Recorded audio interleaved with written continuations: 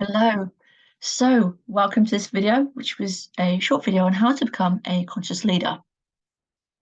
I'd like to start by looking at leadership models. Leadership model is theories and ideas about how to best manage your team members. There are a multitude of leadership models out there, so we're just going to look at some of the more well-known ones. When I started out in business, it was all about bureaucratic leadership. So the business devised a number of rules that team members needed to follow without fail, no deviation. Democratic leadership is more about collaboration. So the leader would obtain ideas from others. At the end of the day, the leader would still be the one to decide on the plan of action. Transformational leadership is about inspiring change and innovation in the business. Servant leadership was very much where the leader put others before themselves. So I believe conscious leadership stems from transformational and servant leadership. So they're all based on behaving in an ethical and value-driven way. But transformational and servant leadership really prioritize others, which was eventually seen as a weakness to these models, leaving the way open for a model that would take the best of them and evolve them. The term conscious leadership was originally coined by John Mackey. So he was the co-CEO of Whole Foods Markets over in the US.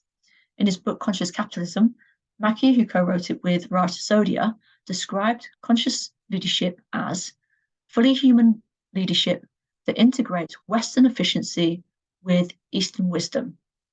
And I just love this description.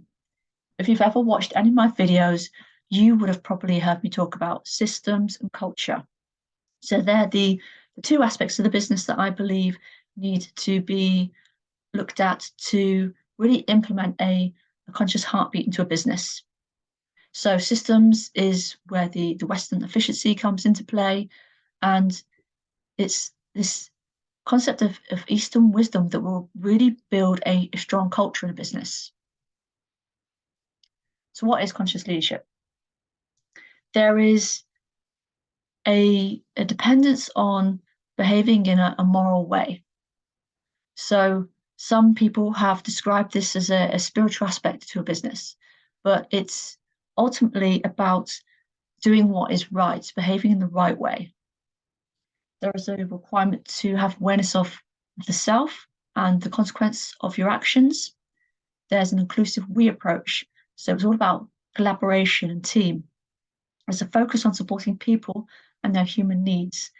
And I say human needs because it's about understanding that when people come to the office, they don't just come with an office version of themselves, they bring their full self. So whatever else is going on for them, their emotions will all be there, and just being aware of these things. Then there is an alignment of the needs and the goals of all stakeholders. So really seeing that alignment to have harmony within the business. Conscious leadership then leads to there being conscious businesses. And in 2015, the Conscious Business Declaration was written, which was all about the practices that needed to be put in place in order for the business to operate in a conscious manner. So the practices are to operate with transparency in line with beliefs and values that are going to empower the people in your company. It's about creating a healthy work environment that aims to improve the well-being of team members. That's not just physical well-being, that's also the mental, emotional, and in this day and age, financial well-being of people. It's about setting out to do no harm to people on the planet and finding ways to serve the local community. So really having a positive impact on everybody associated with business. Culture is really important in a culture in a conscious business. That really drives the business. It's really what says who the business is, what they're about. So conscious leadership will create a culture that is based on trust, integrity, authenticity, care, transparency, empowerment, and continuous learning. And all of this will bring many benefits to the business. So if a business utilizes conscious leadership, they will create a positive work environment. Team members will be more engaged and motivated. There will be higher levels of productivity. There will be increased team retention, which if you've seen the stats, is very important these days. There'll be stronger relationships with all stakeholders. The customers will be more satisfied and they will rave about your business. So they will become your business champions and you will have higher turnover. So all of this will lead to a financial benefit as well. So how to actually become a conscious leader? Number one, start with you. Really analyze how you think and how you react to situations. Think about what you need to do to bring more awareness to situations. How can you evolve as a leader?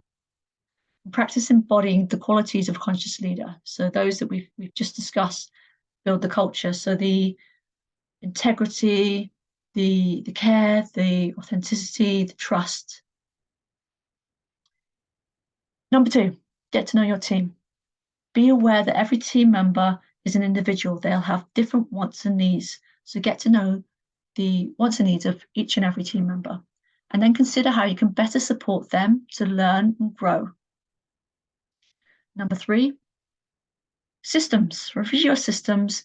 Ensure that the systems are really going to support a conscious business and upgrade them, make them more efficient wherever you can. So start with you. You look to embody being the conscious leader. And then you can both get to know your team and upgrade your systems simultaneously. And that is where you start to become a conscious leader. You never finish.